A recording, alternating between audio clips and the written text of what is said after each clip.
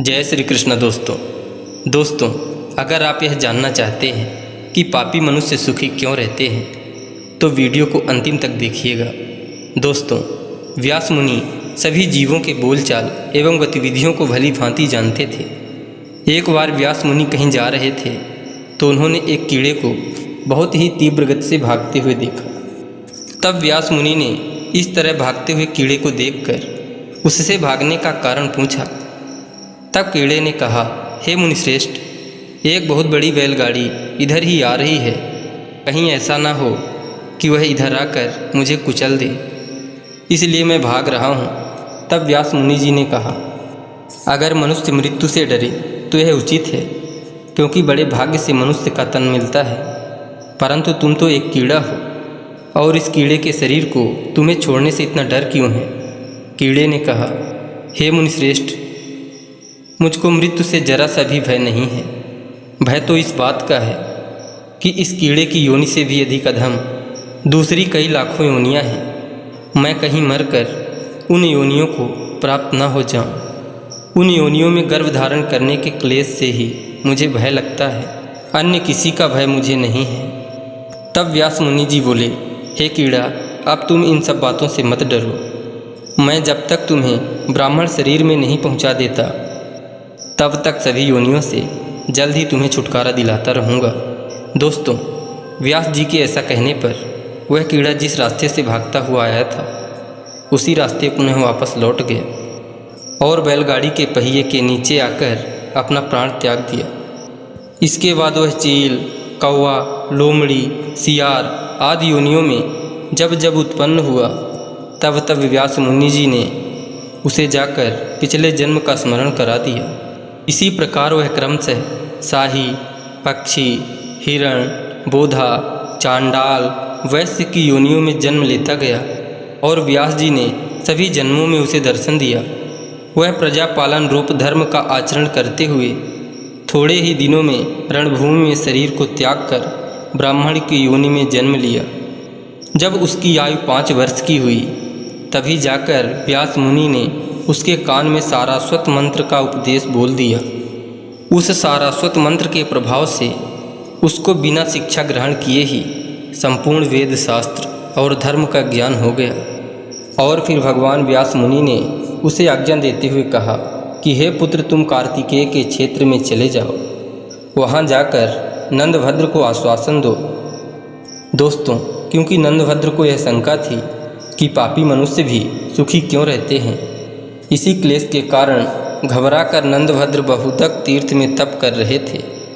तब नंदभद्र की शंका दूर करने के लिए वह सिद्ध सारास्वत बालक उनके पास पहुंचा और नंदभद्र के समक्ष जाकर यह कहने लगा कि पापी मनुष्य सुखी क्यों रहते हैं। हे नंदभद्र, यह तो बड़ा स्पष्ट है, ध्यान से सुनो, मैं तुम्हारे इस शंका का हल करने आया हूँ।